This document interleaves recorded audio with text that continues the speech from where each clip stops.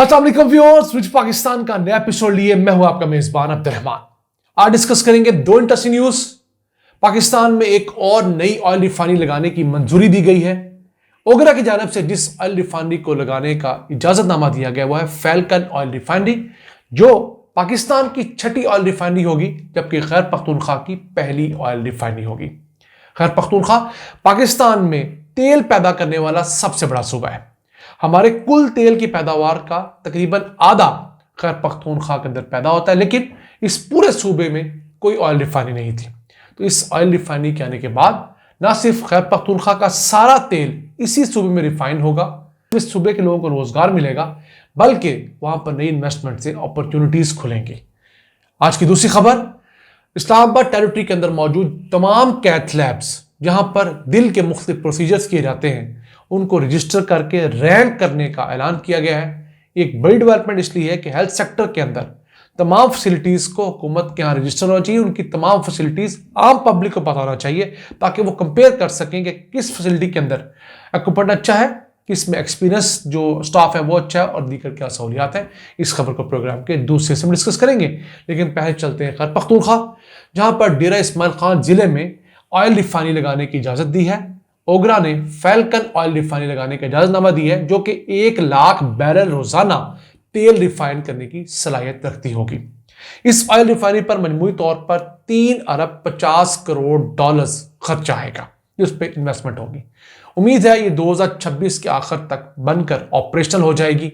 अब इस oil refinery के अंदर जहां एक तरफ खैर पख्तूनख्वा का सारा तेल रिफाइन किया जाएगा, वहां पर तेल इंपोर्ट करके भी रिफाइन किया जाएगा।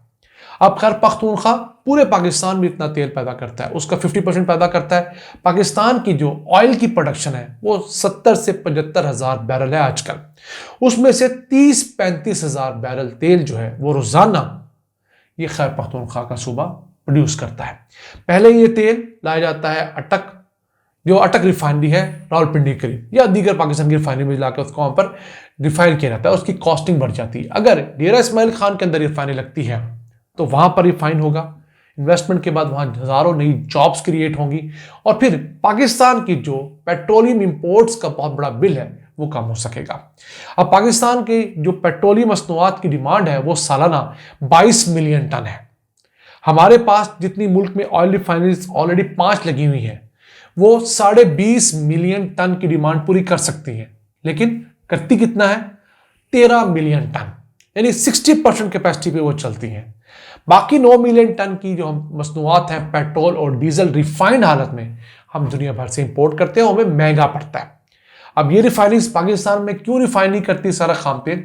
इसकी वजह यह है कि अगर ये सारा खाम तेल यहां पर रिफाइन करेंगी तो खाम तेल के साथ जो बल्क में फर्नेस ऑयल पैदा होता है, जिसका पाकिस्तान में कोई मसरफ नहीं, वो एक नुकसान में जाने वाली कमोडिटी है, वो भी ज्यादा पैदा होगा। इस वजह से ये ऑयल रिफाइनरीज उतना ही माल रिफाइन करती हैं जितना इनको प्रॉफिटेबिलिटी रखने में आसानी हो।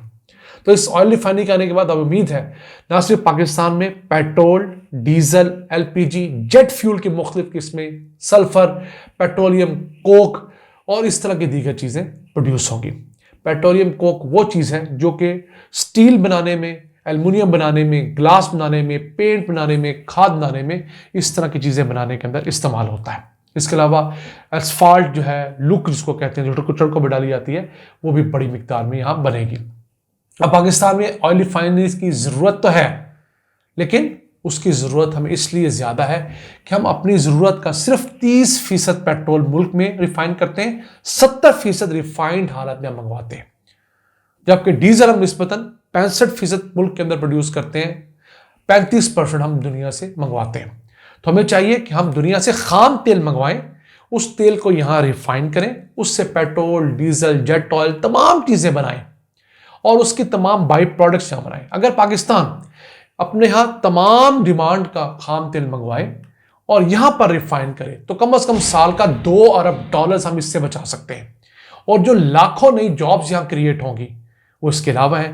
फिर इन चीजों को हम यहां से हम एक्सपोर्ट करेंगे दुनिया भर के मुख्तलिफ मुल्कों के अंदर, तो उस एक्सपोर्ट की वजह से भी हम कसीर ज़र मुबादला कमा सकते हैं। मसलन मोबाइल हम यहाँ से बनाकर दुनिया भर में एक्सपोर्ट कर सकते हैं। हम मुख्तलिफ चीज़ें जो जेट ऑयल होता है या इसके अलावा पेट्रोलियम प्रोडक्ट्स हैं वो क्यों दुनिया को एक्सपोर्ट नहीं कर सकते? हमें करनी चाहिए अगर हमने मुल्क को अपने कदमों पे खड़ा करना है। और ये जो फैल्कन ऑयल रिफाइनरी लगा रहे हैं, ये है सेनेटर गुलजार की फैमिली। पाकिस्तान के वो पुराने लोग या वो फैमिलीज जो हिजरत के बाद बहुत पैसा कमाने की वजह से अमीर हुई, उनकी बहुत सारी एक नेगेटिव कॉनोटेशंस भी हैं, लेकिन अब वो इस फील्ड में आई। उम्मीद करते हैं कि 2026 के वक्त तक ये रिफाइनरी पाकिस्तान में अपना कंट्रीब्यूशन देने लगेगी। आइए चलते हैं आज की दूसरी अहम खबर की जानिब। इस्लामाबाद हेल्थ रेगुलेटरी अथॉरिटी ने ऐलान किया है कि वो तमाम इस्लामाबाद टेरिटरी में मौजूद कैथ लैब्स को रजिस्टर करेगी और रैंक करेंगी। कैथ लैब वो लैब्स होती हैं जहां पर दिल के मुख्तलिफ अमराज के लिए टेस्ट किए जाते हैं। अब इस्लामाबाद के अंदर ऐसी 10 कैथ लैब्स हैं जहां पर स्टेंट डाले जाते हैं, एंजियोग्राफी की जाती है, एंजियोप्लास्टी की जाती है। तो इससे पहले ऐसा कोई ऐसा रैंकिंग का निज़ाम नहीं था। तो इस रेगुलेटरी अथॉरिटी ने सुप्रीम कोर्ट के हुक्म के बाद अब जाकर यह ऐलान किया है, हर फैसिलिटी को विजिट किया जाएगा, वहां पर इक्विपमेंट कौन सा है, उसके अलावा लोग जो वहां पर काम कर रहे हैं, डॉक्टर्स, नर्सिस, टेक्नीशियंस की क्वालिफिकेशन क्या है, कितना एक्सपीरियंस है उन लोगों का, सर्विसेज के क्या मेयारात हैं, और इन्फेक्शन कंट्रोल करने के लिए उन्होंने कौन से प्रोटोकॉल्स लागू कर रखे हैं। इसकी बुनियाद पर तमाम लैब्स को रैंक किया जाएगा। ऐसी लैब जो 90% मार्क्स ले पाएगी उसे 3 स्टार दिए जाएंगे, जो 95% मार्क्स लेगी उसे 4 स्टार दिए जाएंगे, और जो 100% स्टैंडर्ड के पूरा उतरेगी उसे 5 स्टार रैंकिंग दी जाएगी, जिसके जरिए जो आम लोग हैं, पेशेंट्स हैं, वो जान सकेंगे कि किस लैब में ज़्यादा अच्छी फैसिलिटीज़ हैं। और ये सारी डिटेल IHRA की वेबसाइट पर मौजूद होगी, जो इदारा इन तमाम लैब्स को रजिस्टर कर रहा है। तो एक अच्छी डेवलपमेंट है। मैं समझता हूँ इस काम को पूरे पाकिस्तान में होना चाहिए और ट्रांसपेरेंसी होनी चाहिए। किसी भी पेशेंट को पता हो कि वो जिस लैब में जा रहा है, जिस ऑपरेशन थिएटर में जा रहा है, जिस हॉस्पिटल में जा रहा है, वहाँ पर कौन कौन सी फैसिलिटीज़ हैं, किस रैंक का वो अस्पताल है और उसकी क्या क्या कमी है। यहाँ पर तो पता ही नहीं होता कि किस अस्पताल में क्या हो रहा है, हर चीज़ें छुपाई जाती हैं।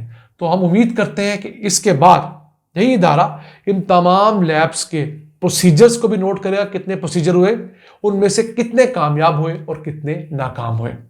मैं समझता हूं हुकूमत को ये भी चाहिए कि जहां वो इतना सारा जोर लगा रही है अस्पताल बनाने पर, वहां पर कुछ जोर इस पर भी लगाए कि वो बीमारियां ही जन्म न लें जिनकी वजह से लोग इन अस्पतालों का रुख करते हैं। मसलन दिल के अमराज, उनको रोकने के लिए आसान हल है, लोगों को तेल का कम इस्तेमाल करने के ऊपर आमादा किया जाए, उनको एजुकेट किया जाए, और दूसरा लोगों की ज़िंदगी में वॉक, इसके अलावा साइकिलिंग को एक तरवीज दी जाए, जिसके ज़रिए लोग कुछ एक्टिविटी अगर फिजिकली करेंगे तो ज़्यादा चुस्त रहेंगे, तवाना रहेंगे, बीमार कम होंगे। जब बीमार कम होंगे तो अस्पतालों पे लोड कम पड़ेगा, अस्पतालों पे लोड कम पड़ेगा तो रियासत को भी आसानी होगी और बाकी तमाम लोग भी सुख का सांस लेंगे। नाज़रीन, ये था आज का एपिसोड। हमें उम्मीद है आपको पसंद आया होगा। अपनी सजेशंस, अपनी आराज़ से हमें आगाह रखा करें। अपने मेज़बान अब्दुल रहमान को इजाज़त दीजिए। अल्लाह ने के बाद।